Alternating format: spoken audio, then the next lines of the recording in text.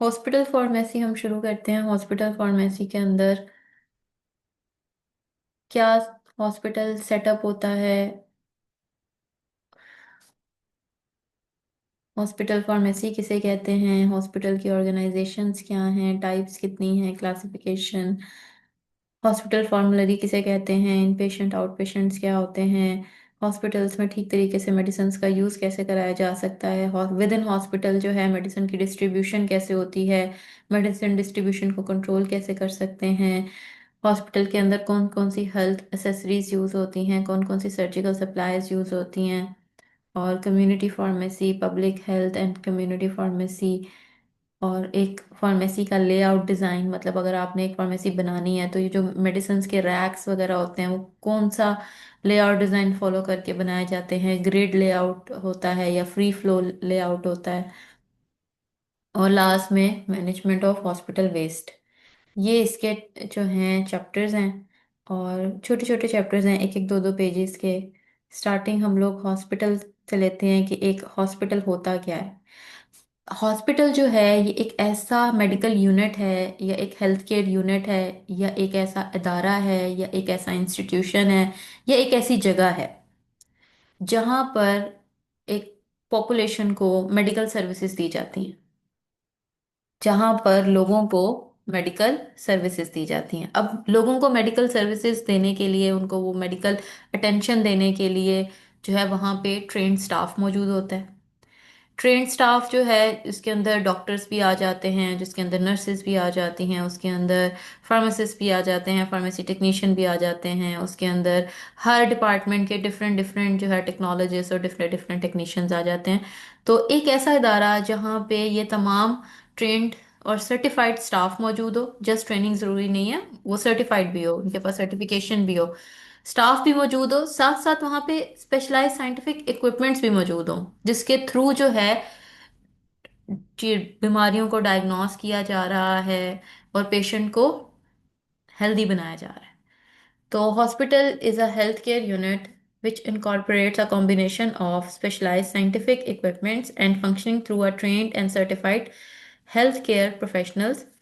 Equipments भी हो, health care professional भी हो, और इन दोनों ने मिलकर, इन सब ने मिलकर टीम वर्क करके क्या काम करना है, for the purpose of providing medical services to the population, ताकि आप जो है लोगों को मेडिकल सर्विसेज दे सको। हॉस्पिटल फार्मेसी क्या होती है। हॉस्पिटल फार्मेसी जो है हॉस्पिटल के अंदर एक ऐसा डिपार्टमेंट है जो रिस्पॉन्सिबल होता है पेशेंट्स को मेडिसिन देने के लिए। अब पेशेंट्स डिफरेंट तरह के होते हैं। कुछ इन पेशेंट्स होते हैं, कुछ आउट पेशेंट्स होते हैं, कुछ इमरजेंसी में पेशेंट्स होते हैं। तो जो कुछ बड़े सेटअप्स होते हैं उनमें, जैसे कि बहुत बड़े लेवल पे अगर कोई हॉस्पिटल है, कोई बड़ा अस्पताल है, तो उसमें ये होता है कि इन पेशेंट की फार्मेसी अलग होती है, आउट पेशेंट की फार्मेसी अलग होती है, इमरजेंसी की अलग होती है। समटाइम तो फ्लोर्स के ऊपर भी फ्लोर स्टॉक सिस्टम के अंदर ये आता है कि सारे सारे यूनिट अलग अलग हो जाते हैं।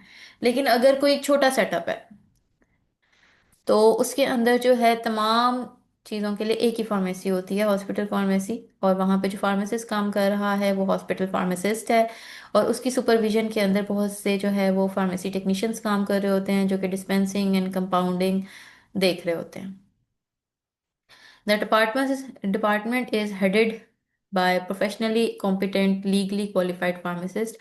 हॉस्पिटल फार्मेसी आपको समझ आ गई। हॉस्पिटल फार्मासिस्ट जो है, जो उसको लीड करेगा, हेड करेगा, सुपरवाइज करेगा मेडिसिन की सेल परचेज को।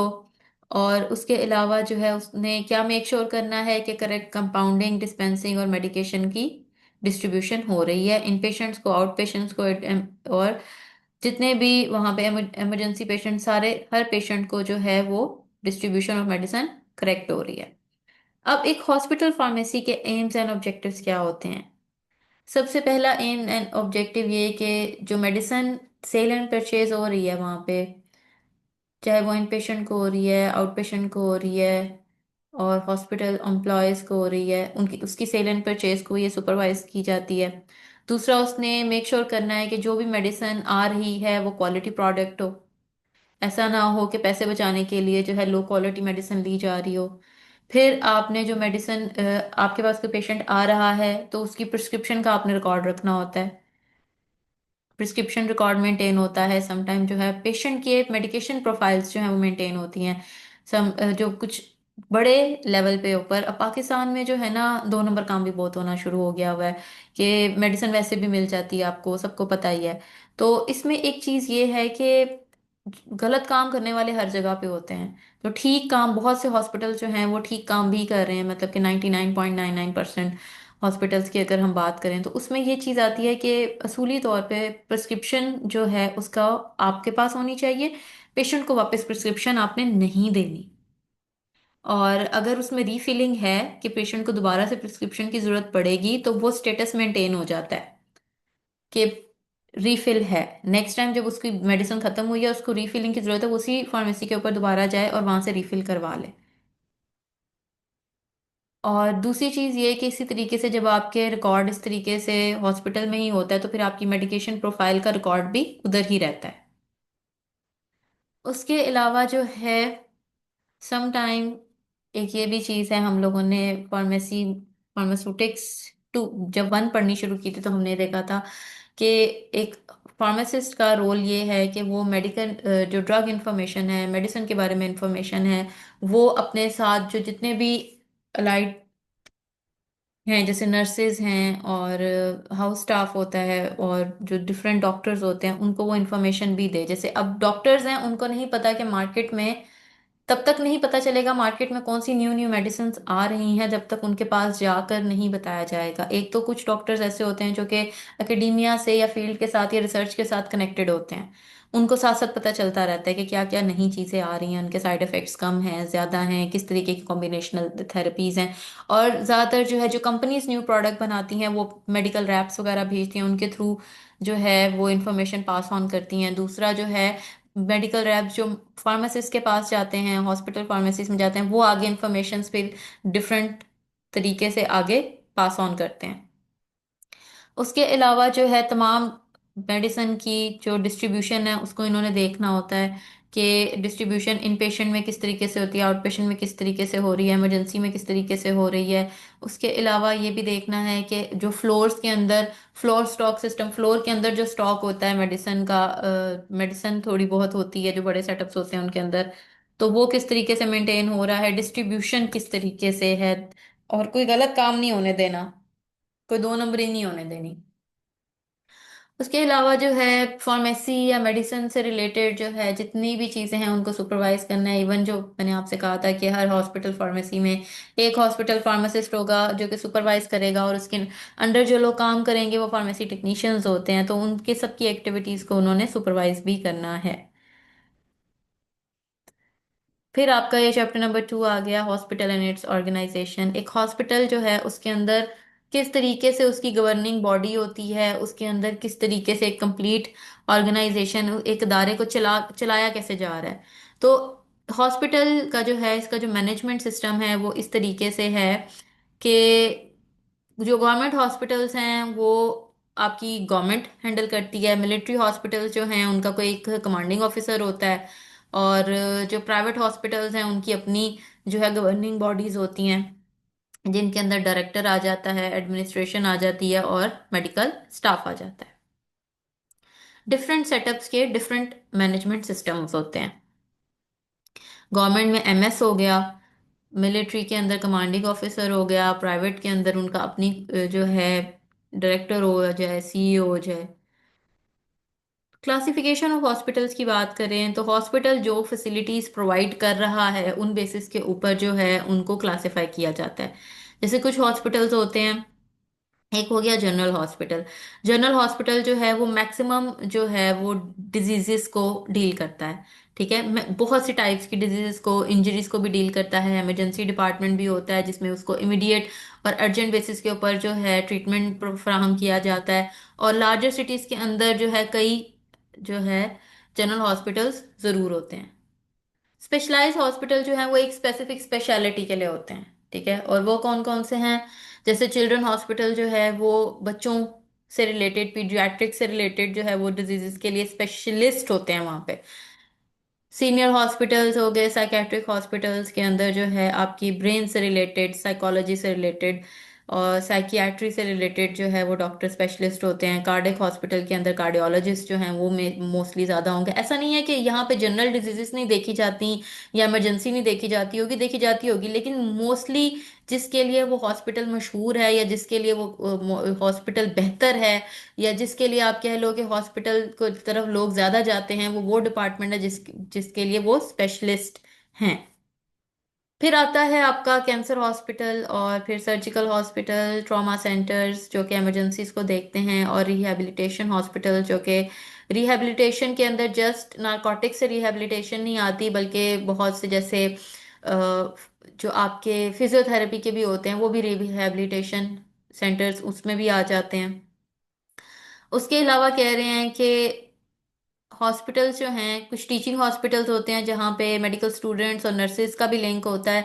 तो वहाँ पे अगर पेशेंट के साथ जो डीलिंग वगैरह हो रही है वो ये लोग देखते हैं। नर्सिंग किसी उस हॉस्पिटल के साथ ना कोई नर्सिंग स्कूल भी अटैच होगा, कोई मेडिकल कॉलेज भी अटैच होगा।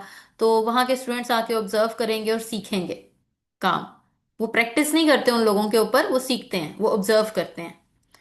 फिर डिस्ट्रिक्ट हॉस्पिटल्स आ जाते हैं। ये किसी भी रीजन का जो है मेजर हेल्थ केयर फैसिलिटी होती है, और इसके अंदर जो है लॉन्ग टर्म केयर भी होती है, इमरजेंसी केयर भी होती है, और आईसीयूज वगैरह इंटेंसिव केयर यूनिट्स भी होते हैं, और इसमें जो है तादाद बेड्स की ज़्यादा होती है, मतलब कि बड़े लेवल पे है। फिर क्लिनिक जो है वो एक छोटे लेवल पे आते हैं, मेडिकल फैसिलिटी। और ये जो है ज़्यादातर जो क्लिनिक होते हैं वो प्राइवेट लेवल पे लोग डॉक्टर्स खुद बनाते हैं, फिजिशियन बना लें या स्पेशलिस्ट बना लें। और जो है ये क्लिनिक्स वगैरह के ऊपर अ, वो नहीं होते, लोग एडमिट नहीं होते, मतलब इन पेशेंट्स नहीं होते, ज्यादातर आउट पेशेंट्स ही होते हैं। मतलब लोग आते हैं अपॉइंटमेंट बेसिस के ऊपर, चेक करवाते हैं और चले जाते हैं मेडिसिन लेकर।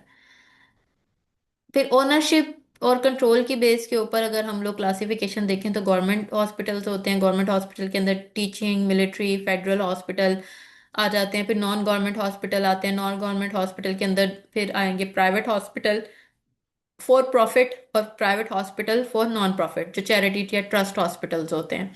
अब इसके साथ साथ आप लोग एक एक एग्जांपल अपने करीबी एरिया में जो एक एक एग्जांपल्स हैं हॉस्पिटल्स की वो साथ साथ देख लें। जैसे गवर्नमेंट हॉस्पिटल के अंदर अगर हम लाहौर की बात करें तो मेयो हॉस्पिटल आ जाता है, जनरल हॉस्पिटल आ जाता है, आपका सर्विसेज हॉस्पिटल आ जाता है। ये सारे गवर्नमेंट हॉस्पिटल्स हैं। नॉन गवर्नमेंट हॉस्पिटल्स की तरफ जाएं तो फिर आपके बहुत से हॉस्पिटल्स हैं। आप अपने Umar hospital, Farooq hospital, doctor hospital, बहुत से हॉस्पिटल्स हैं। प्राइवेट हॉस्पिटल्स में वही आ जाते हैं। प्राइवेट फॉर जो नॉन प्रॉफिट हॉस्पिटल्स होते हैं, जो ट्रस्ट के हॉस्पिटल्स हैं, जैसे कि इंडस हॉस्पिटल है, that is a trust hospital.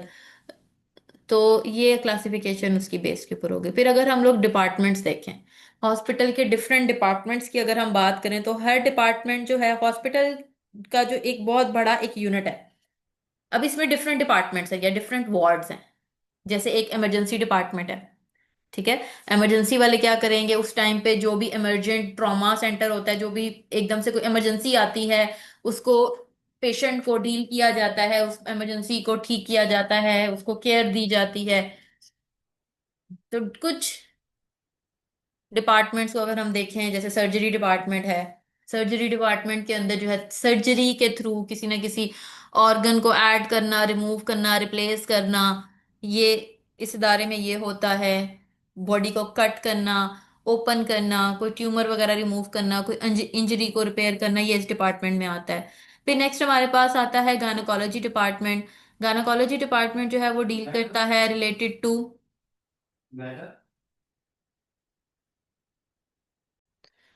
Gynaecology department जो है वो रिलेटेड टू वुमेन होता है, ठीक है, जिसमें औरतें, लड़कियां जो है उनके रिप्रोडक्टिव सिस्टम से रिलेटेड जो भी डिजीजेस, जो भी एबनॉर्मेलिटीज हैं वो डील की जाती हैं। फिर ऑर्थोपेडिक के अंदर आपका स्केलेटन, आपकी बोन्स और जॉइंट से रिलेटेड जितनी भी जो है मसले मसाइल हैं, जितने भी प्रॉब्लम्स हैं उनको डील किया जाता है। ईएनटी के अंदर I sorry ear, nose and throat, इनको देखा जाता है, क्योंकि ये तीनों चीजें रिलेटेड हैं। आपका ईयर, नोज एंड थ्रोट, इनकी डिजीजेस को दिया जाता है, इनकी एबनॉर्मेलिटीज, कोई हियरिंग डिसऑर्डर हो गई, कोई टीयर डक्ट प्रॉब्लम हो गई, वॉइस डिसऑर्डर हो गया, स्लाइवली ग्लैंड डिसऑर्डर हो गया, एलर्जिक प्रॉब्लम्स हो गई, उसको डील किया जाता है। कार्डिक डिपार्टमेंट जो है वो हार्ट और सर्कुलेशन को देखता है। डर्मेटोलॉजी के अंदर स्किन रिलेटेड डिजीज आती हैं। न्यूरोलॉजी जो है वो ब्रेन या नर्वस सिस्टम से रिलेटेड है या स्पाइनल कॉर्ड से रिलेटेड है। यूरोलॉजी जो है ये आपके किडनी ब्लैडर डिजीजेस वगैरह को देखती है। और फार्मेसी डिपार्टमेंट जो है ये मेडिसिन की जो है डिस्ट्रीब्यूशन को देखता है। उसके बाद आपकी आती हैं एक हॉस्पिटल के अंदर इंपॉर्टेंट हॉस्पिटल सर्विसेज कौन सी होती है।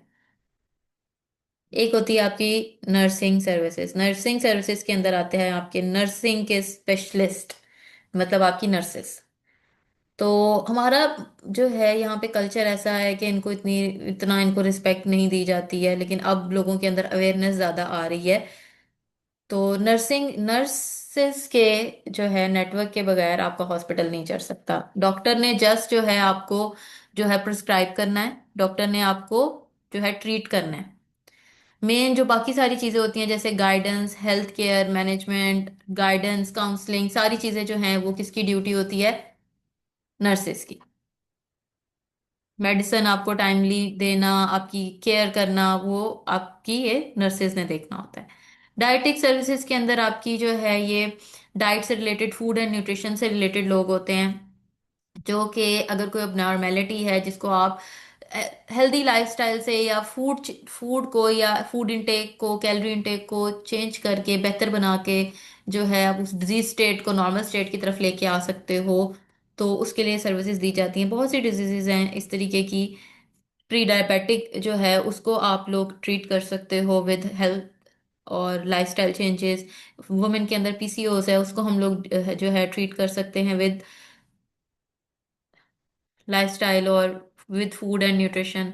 और फिर पैथोलॉजी सर्विसेज आ जाती हैं। इसके अंदर जो है ज़्यादातर ये लैब से रिलेटेड काम है, लेबॉर्ट्री बेस्ड है, जिसमें जो है आपकी डिजीज को डायग्नोस करने के लिए जो है आपके टेस्ट होते हैं। ठीक है, आपके ब्लड पे, आपके यूरिन पे, प्लाज्मा पे, उसके अलावा जो है टिश्यूज के ऊपर, तो डिफरेंट टेस्ट करके जो है डिजीज को डायग्नोस किया जाता है या प्रोग्नोसिस के लिए भी इस्तेमाल होता है। एक पेशेंट जो है उसको कोई मेडिसिन दी जा रही है, तो ये देखने के लिए कि वो मेडिसिन उसके ऊपर ठीक असर कर रही है या नहीं कर रही, कितना असर कर रही है, तो उसके कुछ प्रोग्नोस्टिक टेस्ट करवाए जाते हैं जिसमें सीबीसी, ईएसआर, कुछ प्रोटीन्स चेक करते हैं।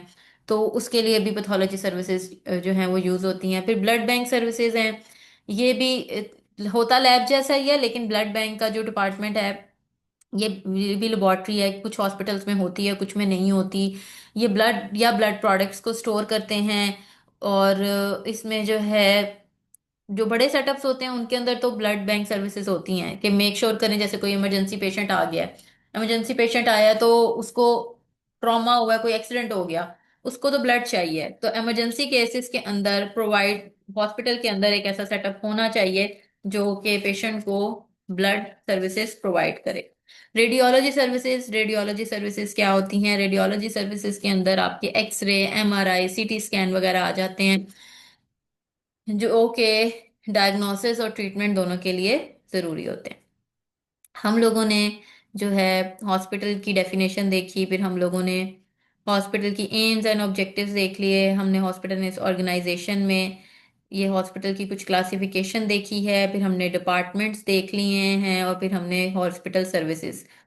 तो ये सारी चीज़ें जो हैं ये आपके अलग अलग क्वेश्चंस हैं। ये हॉस्पिटल और हॉस्पिटल फार्मेसी क्या होती है, हॉस्पिटल फार्मेसी और AIIMS and objective of hospital pharmacy, ये एक सेकंड क्वेश्चन बन सकता है। हॉस्पिटल इन ऑर्गेनाइजेशन का जो है वो थर्ड क्वेश्चन बन सकता है। क्लासिफिकेशन ऑफ हॉस्पिटल का क्वेश्चन आ सकता है, दो तरह की क्लासिफिकेशन इन्होंने लिखी हुई है। हॉस्पिटल के डिपार्टमेंट्स का क्वेश्चन आ सकता है। अगर हॉस्पिटल डिपार्टमेंट्स का भी क्वेश्चन आता है, सुबह शुरू में आपने हॉस्पिटल की डेफिनेशन जरूर लिखनी है, फिर आपने नीचे डिपार्टमेंट्स बताने हैं। शुरू में इंट्रोडक्शन डायरेक्ट इधर से नहीं शुरू करना है, शुरू में इंट्रोडक्शन आपने लाजमी लिखना है। फिर आप लोगों का अगर इंपॉर्टेंट हॉस्पिटल सर्विसेज भी आती हैं तो शुरू में आपने हॉस्पिटल का इंट्रोडक्शन जरूर देना है। और इस तरीके से जो है ना ये क्वेश्चन हम लोग नेक्स्ट टाइम करेंगे, अभी के लिए इतने क्वेश्चंस काफ़ी हैं।